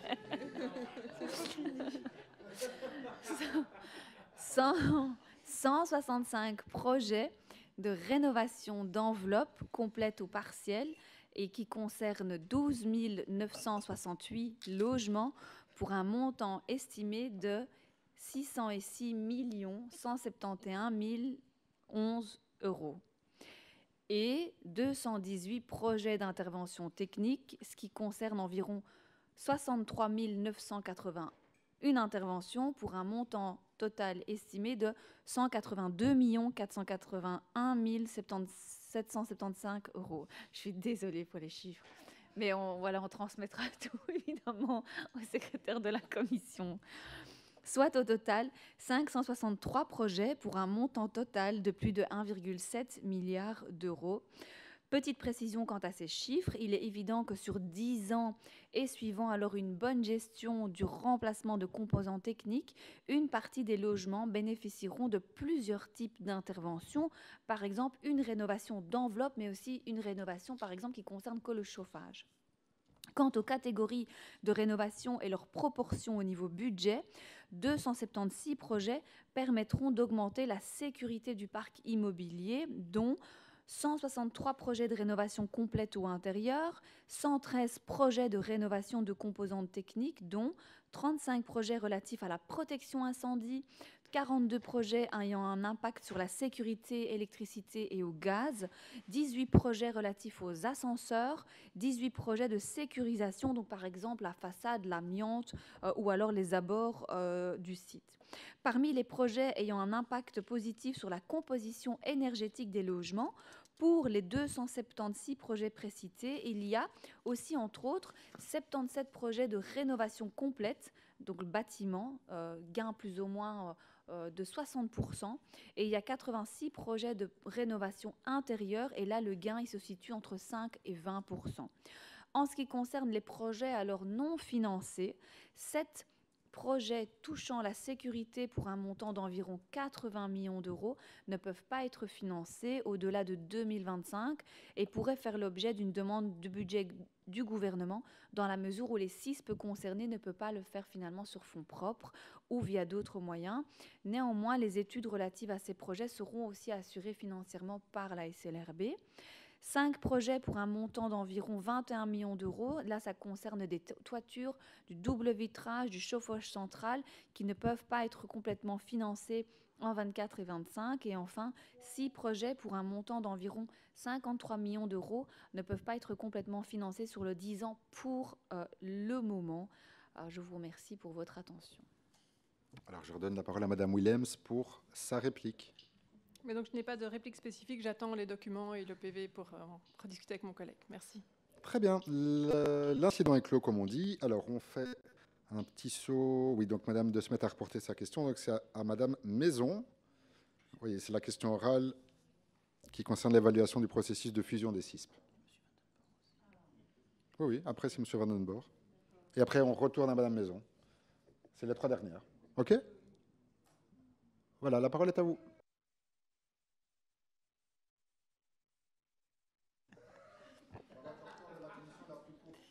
Voilà, j'y suis. Merci, Monsieur le Président.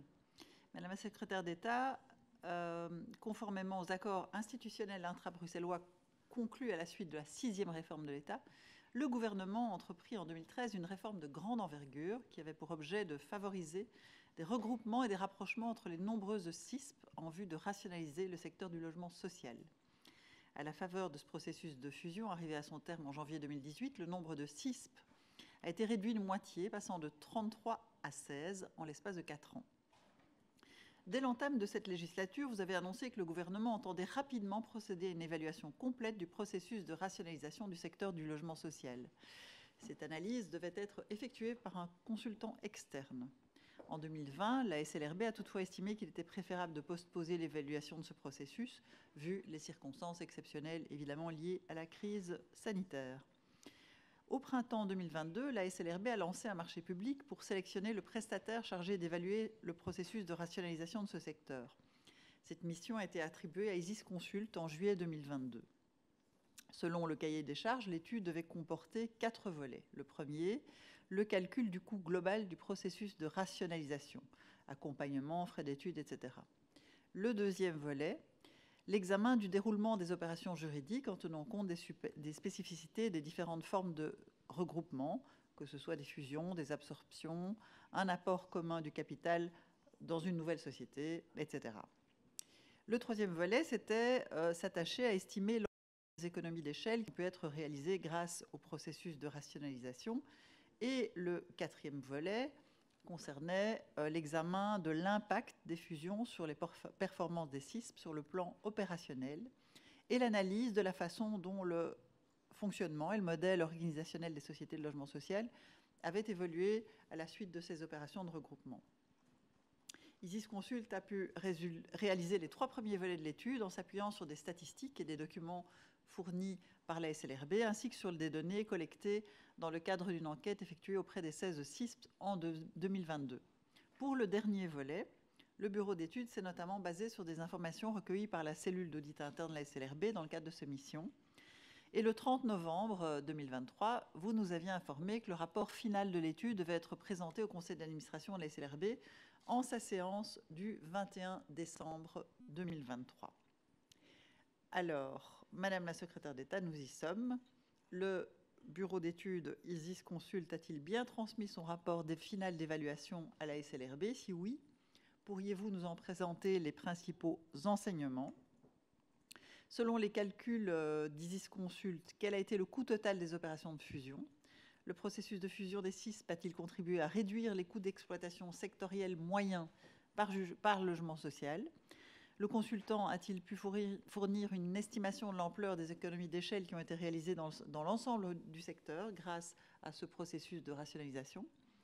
Celui-ci a-t-il eu un impact sur l'évolution de la masse salariale totale des CISP? D'après les résultats de l'évaluation, est-ce que le processus de rationalisation a permis d'améliorer l'efficacité générale des CISP dans leurs principaux domaines d'activité, donc la gestion locative, l'entretien et la rénovation des logements, les procédures d'achat, les politiques RH, etc. La fusion des CISP a-t-elle contribué à la professionnalisation du secteur, notamment à travers un renforcement de l'expertise du personnel?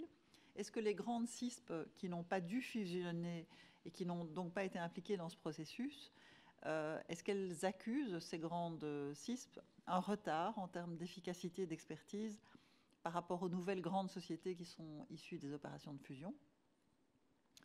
À la lumière des résultats de cette première évaluation, est-ce que le gouvernement considère que la fusion des CISP a permis d'atteindre les objectifs fixés et que le bilan de la fusion est donc globalement positif?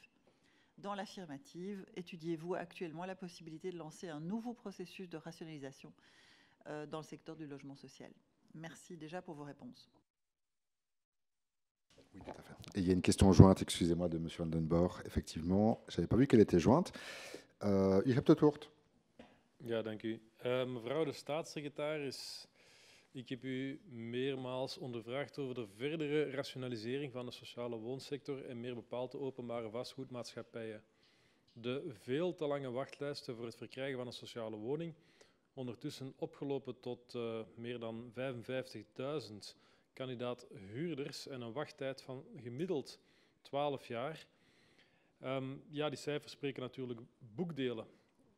Maar daarnaast is er veel te complexe Brusselse administratie met nog steeds 16 vastgoedmaatschappijen, 24 verhuurkantoren, meerdere gewestelijke instanties zoals de gewestelijke huisvestingsmaatschappij en daarnaast Brussel Huisvesting. Maar daarnaast is er ook een versnipperde bevoegdheidsverdeling tussen gewest en gemeenten en zijn er nog veel andere actoren actief op het terrein. En wel, dit geheel toont eigenlijk aan dat de organisatie van een sociale huisvesting in dit gewest ja, dat die ontoereikend is. En die vaststelling werd bovendien bevestigd in de spending review. Die werd uitgevoerd in juni 2022 op vraag van uw kabinet. Tegelijkertijd vloeit er bijna 1 miljard euro naar de ondersteuning van de instellingen belast met uitvoering van het sociale huisvestingsbeleid. Er werken maar liefst 1400 personeelsleden bij de verschillende openbare vastgoedmaatschappijen. De zogenaamde solidariteitstussenkomst van het gewest in de tekorten van de vastgoedmaatschappijen bedroeg in 2023 ruim 46 miljoen euro en zal dit jaar rond de 50 miljoen euro uitkomen. Deze bedragen tonen aan dat de werking van de vastgoedmaatschappijen dringend aan een grondige hervorming toe is. En ik verwijs hiervoor ook naar Vlaanderen eigenlijk, waar is beslist om ja, ook de sector grondig en fundamenteel te rationaliseren tot huisvestingsmaatschappijen. En ik nodig u uit om de resultaten daarvan te bekijken. Ik heb het al gesuggereerd aan leden van deze commissie om de evaluatie van het beleid en de resultaten daarvan hier ook in deze commissie aan bod te laten komen. Dat is toen niet weerhouden, maar goed, ik wil het gerust opnieuw doen.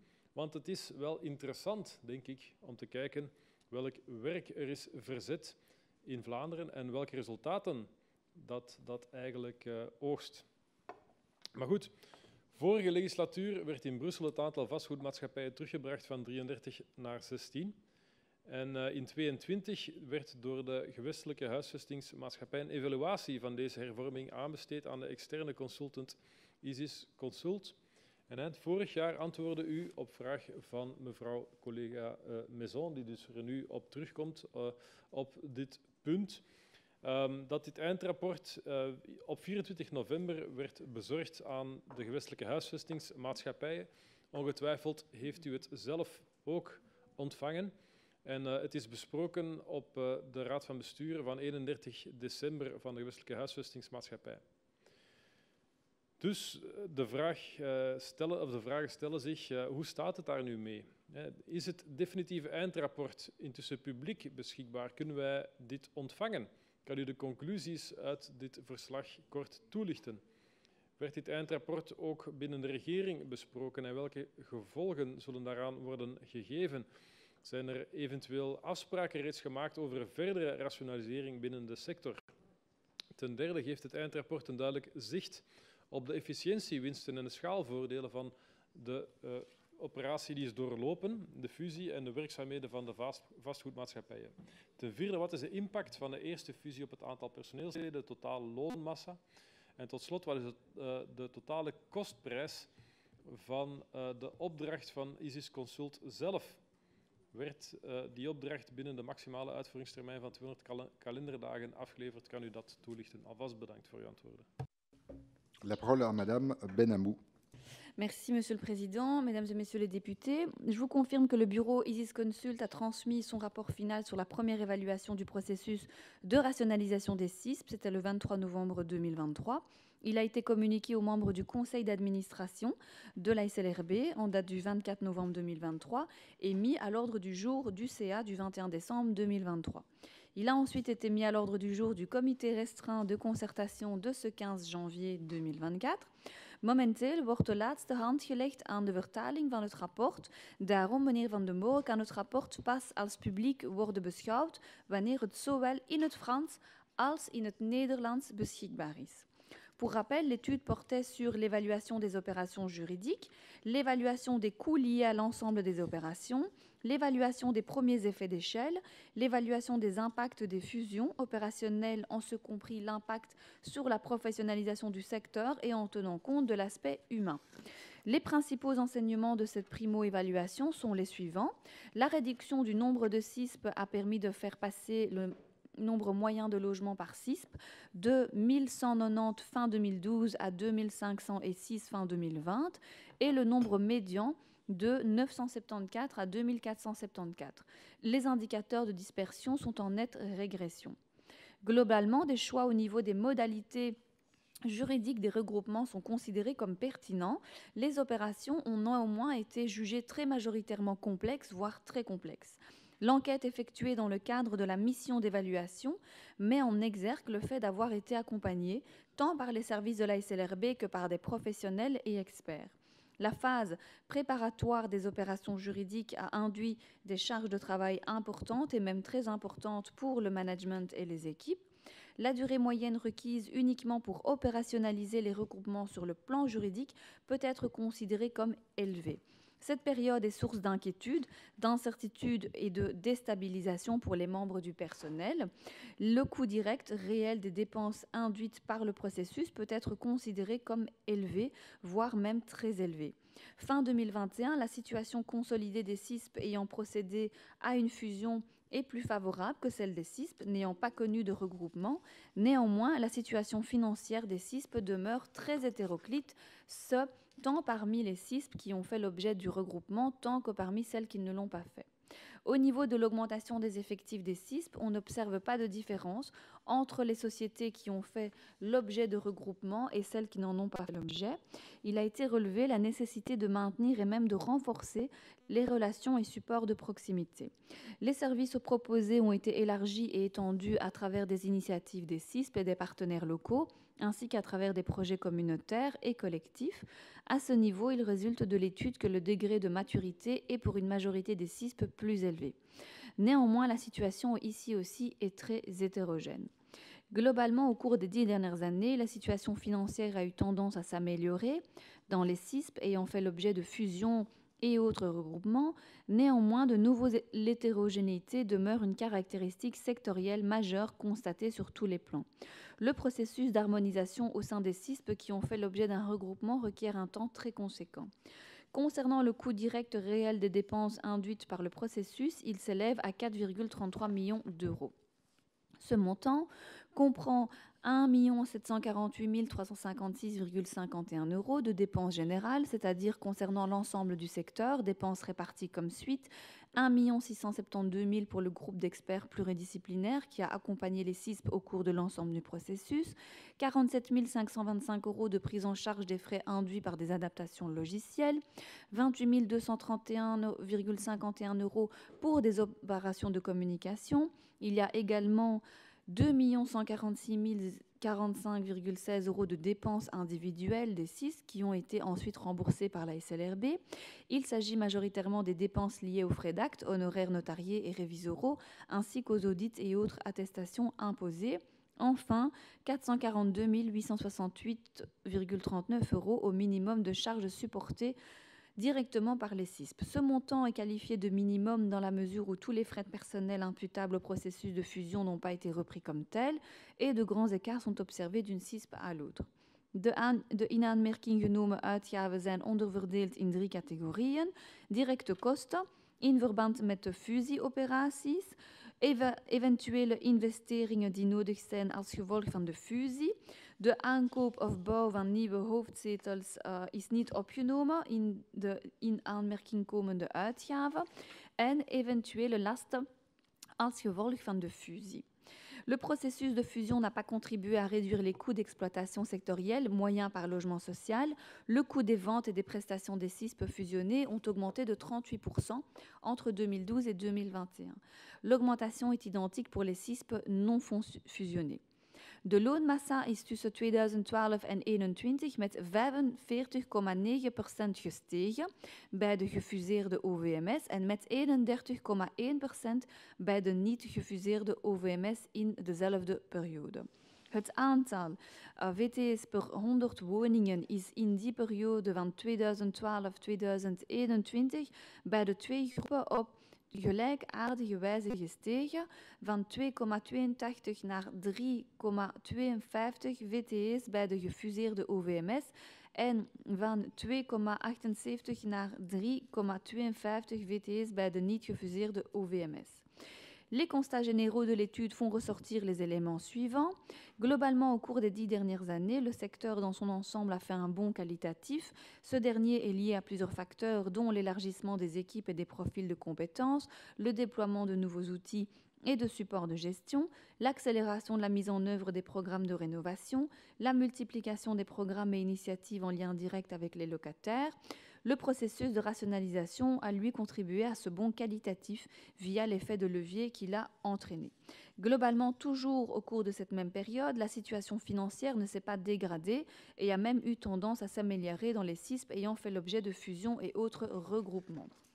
Néanmoins, comme je l'ai dit, l'hétérogénéité demeure une caractéristique sectorielle majeure. Elle est constatée sur les plans contextuels, financiers, organisationnels, managériels et opérationnels. Toutes les démarches mises en œuvre mettent en lumière cette diversité constante des situations, des politiques et des pratiques, ainsi que le temps très conséquent que requièrent les processus d'harmonisation au sein des CISP qui ont fait l'objet d'un regroupement. Concernant l'objectif de réduction du nombre des CISP, il a bien été atteint au terme du processus de regroupement. Pendant la période concernée, le secteur dans son ensemble a également fait un bond qualitatif en termes de professionnalisation, tant des pratiques que des équipes. Quant à savoir si le processus de regroupement qui a induit une augmentation de l'efficience du secteur, cette question éminemment complexe ne permet pas une réponse unique et peu nuancée.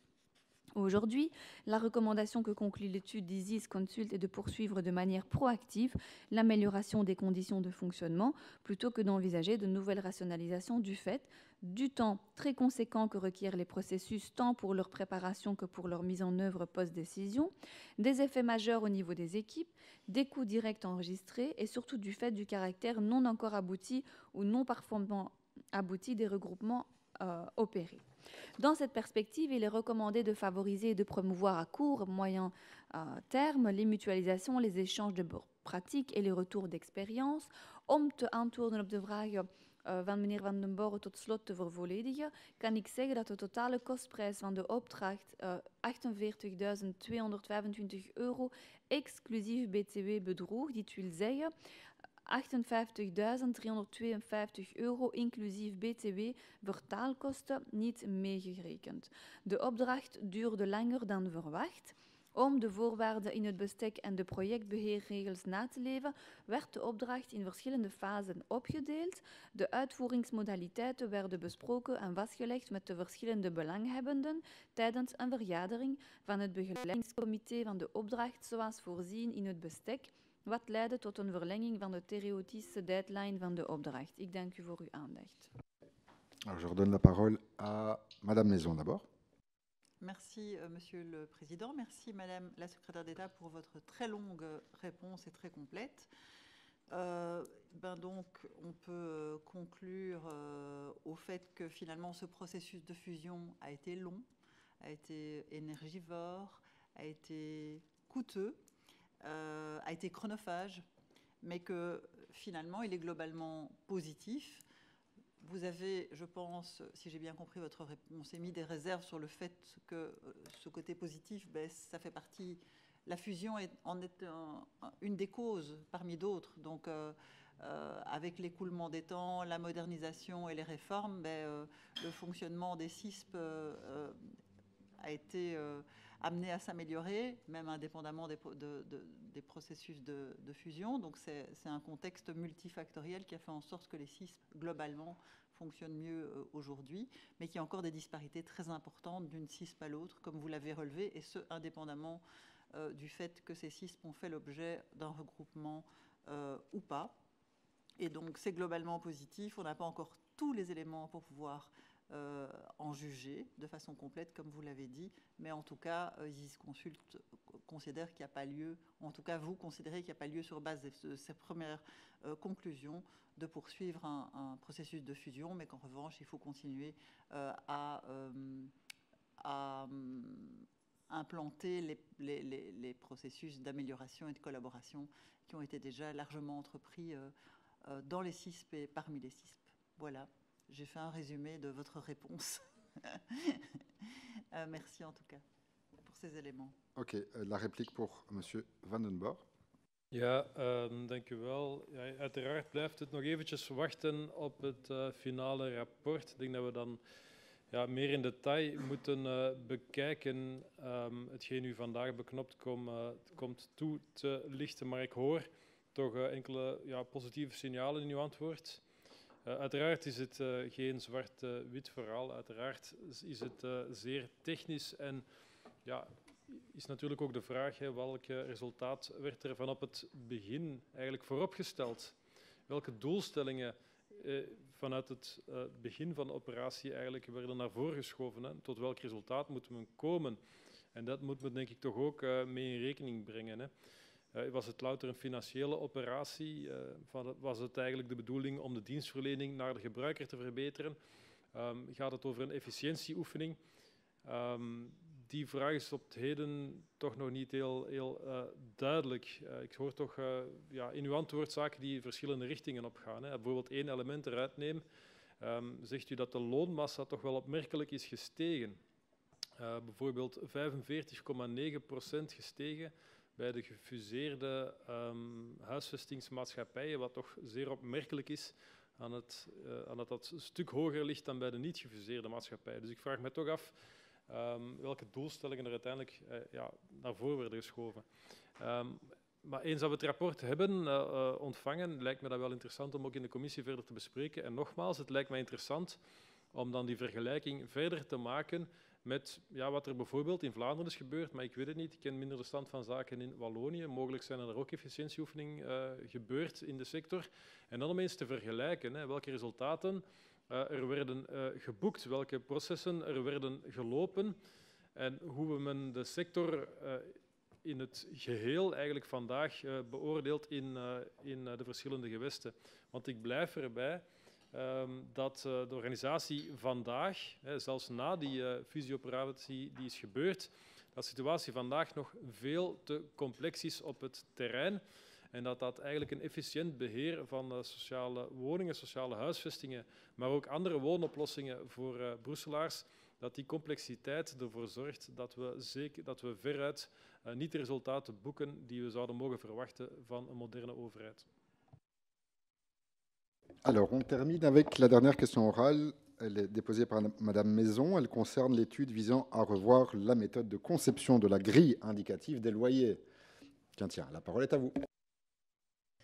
Tiens, merci Monsieur le Président. Madame la Secrétaire d'État, en 2017, le gouvernement a élaboré une grille indicative de référence des loyers dans le but de renforcer la transparence des prix sur le marché locatif privé. Cette grille indicative permet aux propriétaires bailleurs et aux candidats locataires d'obtenir une estimation approximative du loyer mensuel hors charge qui pourrait être pratiqué pour une habitation donnée. Sur base d'une série d'informations encodées par l'utilisateur, la grille détermine le loyer médian de référence ainsi qu'une fourchette de loyer autour de ce loyer médian de référence. À la demande de votre gouvernement, l'Institut de gestion de l'environnement et de l'aménagement du territoire, en abrégé IGAT, de l'ULB, a procédé en 2022 à une révision complète de la grille indicative des loyers. Cette opération avait pour principal objectif de mettre à jour l'instrument et d'en renforcer la représentativité en proposant une nouvelle mouture basée sur un échantillon contenant des données plus récentes et plus nombreuses. La version initiale de la grille indicative se fondait sur un échantillon composé d'environ 8700 baux qui avaient été collectés dans le cadre des enquêtes de l'Observatoire des loyers réalisées en 2012, 2013 et 2015. Et la nouvelle version, conçue par l'IGAT, s'appuie sur un échantillon comprenant environ 15 000 baux, issus des enquêtes de l'Observatoire des loyers menées en 2007, 2018 et 2020. À l'occasion de cette révision, les chercheurs ont également apporté 2 modifications au modèle statistique sur lequel repose la grille. D'une part, ils se sont employés à affiner la prise en compte des spécificités socio-économiques des différents quartiers bruxellois pour pouvoir fournir une estimation plus précise de l'impact de la localisation du bien sur la formation du loyer. D'autre part, l'IGAT a conçu une formule qui permet de mesurer de façon plus réaliste l'influence de la superficie du logement sur la formation du loyer. Et l'a introduite dans le modèle en lieu et place de l'ancienne formule qui établissait une relation linéaire entre la superficie et le loyer via l'application d'un prix fixe au mètre carré, ce qui tendait dès lors à sous-évaluer les loyers des petits biens et à surévaluer les loyers des grands biens. Parallèlement à ça, donc à la publication de la grille actualisée, vous avez lancé un marché public pour commander une étude qui vise à revoir en profondeur le processus d'élaboration de la grille indicative des loyers, qu'il s'agisse de la collecte des données ou du modèle statistique.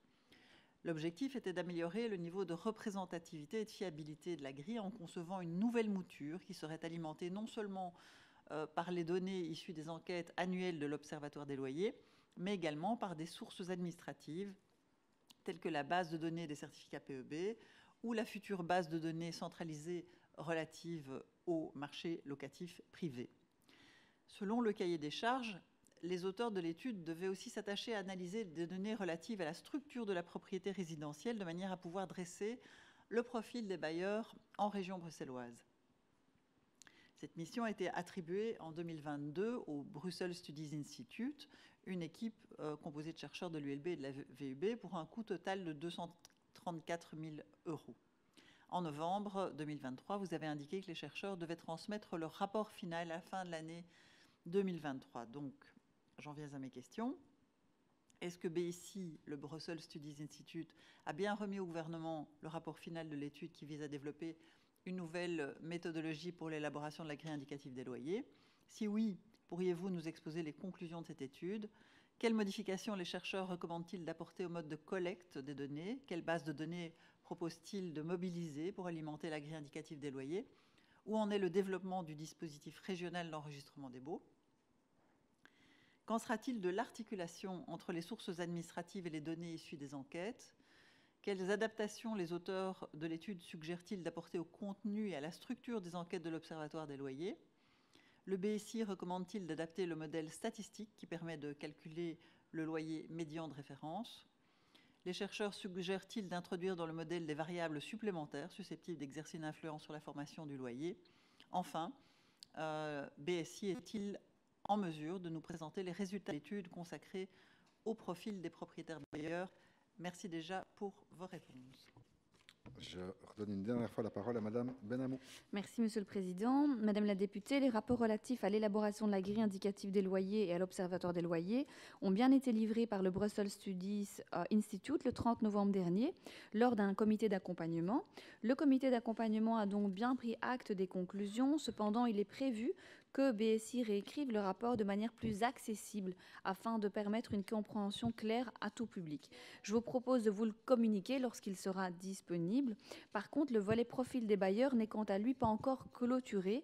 En effet, BSI n'est actuellement pas en mesure de présenter ses résultats suite au retard engendré par l'obtention des données auprès du SPF Finance.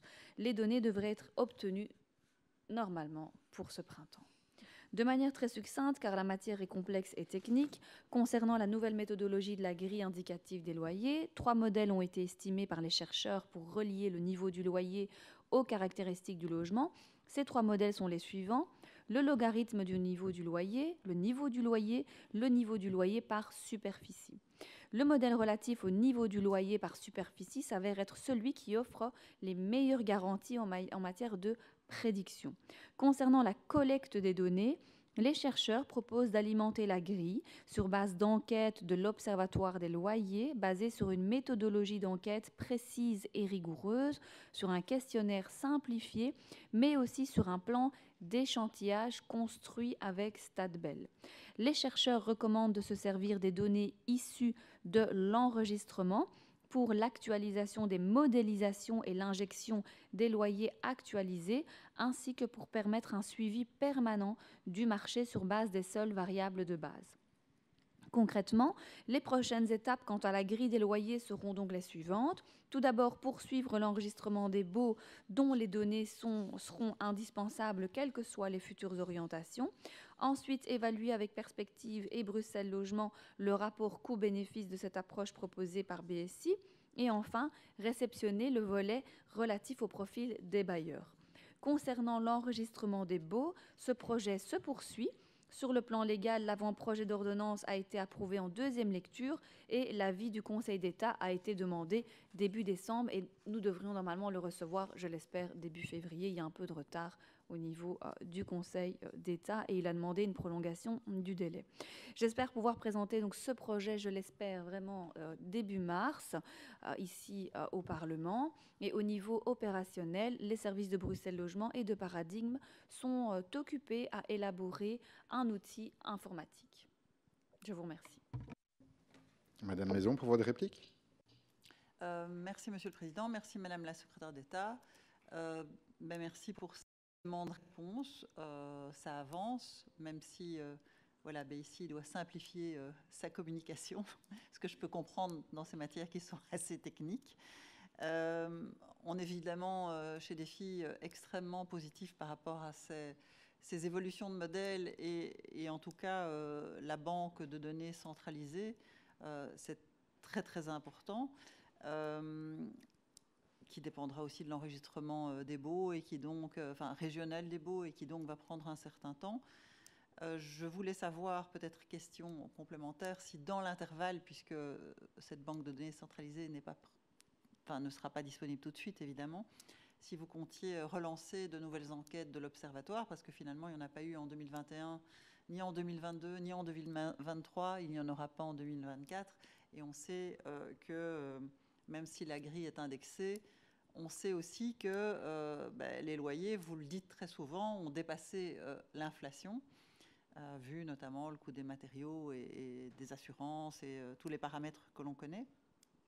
Et que même si on peut se baser et utiliser la grille comme un outil pour faire des politiques, la grille elle-même doit être réaliste et doit être un outil fiable. La grille en elle-même ne doit pas être politique. La grille, elle doit refléter l'état du marché. Et après, on décide de faire des politiques sur base de cette grille. Mais donc, pour le moment, et même avec l'indexation, la grille, elle est un peu sous-estimée par rapport au coût, par rapport au loyer et à la hausse des loyers qui a bien largement débordé celle de l'inflation ces dernières années.